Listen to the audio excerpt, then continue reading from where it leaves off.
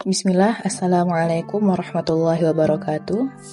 Innal hamdalillah nahmaduhu wa nasta'inuhu wa nastaghfiruh wa na'udzu billahi min syururi anfusina wa min sayyiati a'malina may yahdihillahu fala mudilla lahu wa may yudlil fala hadiyalah. Asyhadu an la ilaha illallah wa asyhadu anna Muhammadan abduhu wa rasuluh, amma ba'du. Baiklah, bagaimana kabar teman-teman semuanya? Semoga kita selalu diberi kesehatan oleh Allah Subhanahu wa Ta'ala. Amin ya Rabbal Alamin. Baiklah teman-teman, perkenalkan, nama Ana Natasha Salwa Azhara.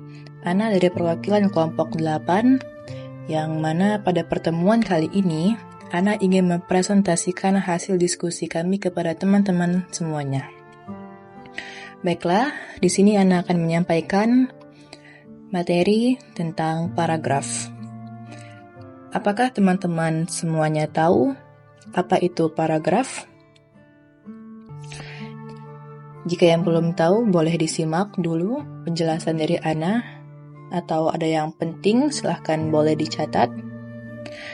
Oke, sebelum kita memasuki pembahasan tentang paragraf, di sini Ana ingin memperkenalkan kepada Antuna semuanya anggota kelompok Ana, kelompok 8, yaitu ada Ukhti Nurul Maghfirah, Ukhti Natasha Salwa Azhara, Ana sendiri, Ukhti Roqaya, dan Ukhti Arwah. Baiklah, dan di sini kami dibimbing oleh dosen kami, yaitu Ustadzah Widya Ningtyas Kusumawardani, MPD. Baiklah, kita mulai materinya. Silahkan disimak dengan baik ya teman-teman. Kita di sini pendahuluan terlebih dahulu, yaitu dalam pembelajaran bahasa Indonesia, paragraf memegang peran penting sebagai dasar penyusunan sebuah tulisan. Paragraf merupakan sekumpulan kalimat yang sering berkaitan dan membentuk satu kesatuan yang utuh untuk menyampaikan ide pokok atau gagasan utama kepada pembaca. Di dalam paragraf terdapat kalimat utama yang menjadi inti, kalimat penjelas yang memperkuat gagasan, serta kalimat penutup yang menegaskan kembali isi paragraf. Melalui susunan kalimat yang runtut dan kohesif, sebuah paragraf dapat menyampaikan pesan dengan jelas dan mudah dipahami. Salah satu bentuk paragraf yang sering digunakan adalah paragraf narasi, yaitu paragraf yang menceritakan suatu peristiwa atau kejadian secara kronologis sehingga pembaca seolah-olah ikut mengalami peristiwa tersebut. Baiklah, kita masuk kepada pembahasan paragraf. Di sini kita masuk pada pengertian paragraf. Pengertian paragraf di sini adalah kumpulan kalimat yang memiliki satu ide pokok atau gagasan utama. Kalimat-kalimat ini sering berkaitan dan membentuk satu kesatuan yang kohesif dan padu. Tujuan dari paragraf adalah untuk menyampaikan satu poin atau argumen dengan jelas kepada pembaca. Oke, lanjut, ada unsur paragraf. Yang mana unsur paragraf di sini terbagi menjadi 3 bagian. Yang pertama ada ide pokok atau gagasan utama. Ide pokok atau gagasan utama ini adalah inti dari paragraf yang menjadi dasar dari semua kalimat pendukung. Biasanya, ide pokok dinyatakan dalam satu kalimat yang disebut kalimat utama. Dan dengan adanya ide pokok, sebuah paragraf memiliki arah yang jelas dan tidak melebar ke topik yang lain. Singkatnya, ide pokok adalah pikiran utama yang ingin disampaikan penulis dalam paragraf. Oke, lanjut. Yang kedua di sini ada kalimat penjelas. Yang mana kalimat penjelas itu adalah kalimat yang berfungsi untuk menjelaskan, mengembangkan, dan mendukung ide pokok. Kalimat penjelas dapat berupa contoh, data, perincian, atau alasan yang membentuk ide pokok menjadi lebih kuat dan mudah dipahami. Ciri-ciri kalimat penjelas ada 4. Yang pertama di sini menjelaskan atau mendukung kalimat utama. Yang kedua bersifat rinci, berupa contoh, data, alasan, atau keterangan tambahan.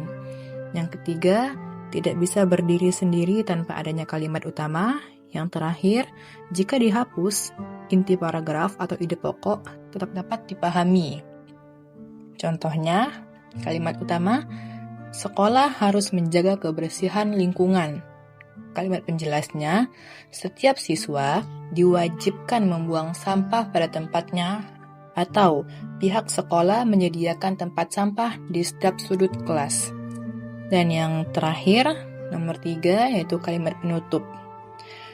Kalimat penutup dalam suatu paragraf adalah kalimat yang berfungsi untuk menyimpulkan atau menegaskan kembali ide pokok dari paragraf tersebut. Posisinya berada di akhir paragraf setelah kalimat-kalimat penjelas. Dan kalimat ini biasanya menjadi penutup pembahasan dalam sebuah paragraf agar paragraf terasa lengkap dan utuh. Berikut ciri-ciri kalimat penutup. Yang pertama, letaknya di akhir paragraf. Yang kedua, bersifat merangkum atau menegaskan kembali isi paragraf. Yang ketiga, tidak memperkenalkan ide baru, hanya menguatkan yang sudah dibahas. Yang terakhir, memberikan kesan akhir yang jelas kepada pembaca. Baiklah, setelah kita mengetahui tentang unsur-unsur paragraf, di sini Ana akan menjelaskan tentang paragraf narasi. Apakah kalian tahu apa itu paragraf narasi? Ya, jadi paragraf narasi itu adalah paragraf. Jadi paragraf narasi adalah jenis paragraf yang menceritakan suatu peristiwa atau kejadian kronologis atau berurutan. Tujuannya adalah untuk membawa pembaca seolah-olah mengalami sendiri peristiwa yang diceritakan. Nah, di sini ada contoh dari paragraf narasi. Baiklah, Ana akan bacakan contohnya. Ani sangat gugup saat berjalan menuju panggung. Ini adalah pertama kalinya Ani harus tampil di depan banyak orang. Jantung Ani berdegup sangat kencang. Tangannya pun mulai mengeluarkan keringat dingin. Namun Ani tetap profesional. Ia pun segera bernyanyi dan melupakan kegugupannya. Penampilan Ani sangat menawan. Penonton riuh bertepuk tangan karena terpesona dengan suara merdunya. Nah, itu tadi adalah contoh dari paragraf narasi. Setelah kita mengetahui apa itu pengertian dari paragraf dan unsur-unsur paragraf, serta kita mengetahui juga tentang apa itu paragraf narasi, dari sini bisa kita simpulkan dari uraian materi mengenai paragraf di atas dapat disimpulkan beberapa hal yang penting. Yang pertama, paragraf adalah kumpulan kalimat yang sangat berkaitan dan memiliki satu ide pokok yang menjadi inti pembahasan. Yang kedua, ide pokok atau gagasan utama dituangkan dalam kalimat utama yang didukung oleh kalimat penjelas. Yang ketiga, kalimat penjelas berfungsi memperkuat ide pokok melalui contoh, data, atau alasan yang relevan. Yang keempat, kalimat penutup hadir di akhir paragraf untuk menegaskan kembali inti paragraf atau memberikan kesimpulan. Yang kelima, paragraf narasi merupakan jenis paragraf yang menyajikan cerita atau peristiwa secara kronologis sehingga pembaca seolah-olah mengalami peristiwa tersebut. Nah, dengan memahami pengertian struktur dan jenis paragraf, khususnya paragraf narasi, diharapkan teman-teman semuanya mampu menyusun tulisan yang runtut, padu, dan menarik, sehingga pesan atau gagasan yang ingin disampaikan dapat diterima dengan baik oleh para pembacanya.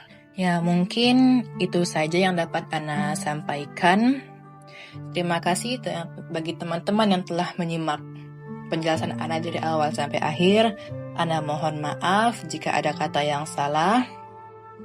Jika teman-teman masih ada yang bingung atau yang belum paham, silahkan komen di kolom chat. Nanti insya Allah bakal Ana jawab sama teman-teman Ana juga. Baiklah, mungkin untuk presentasi pada pertemuan kali ini Ana cukupkan. Wabillahi taufiq wal hidayah. Wassalamualaikum warahmatullahi wabarakatuh. Syukran, jazakunallahu khairan wa barakallahu fiik.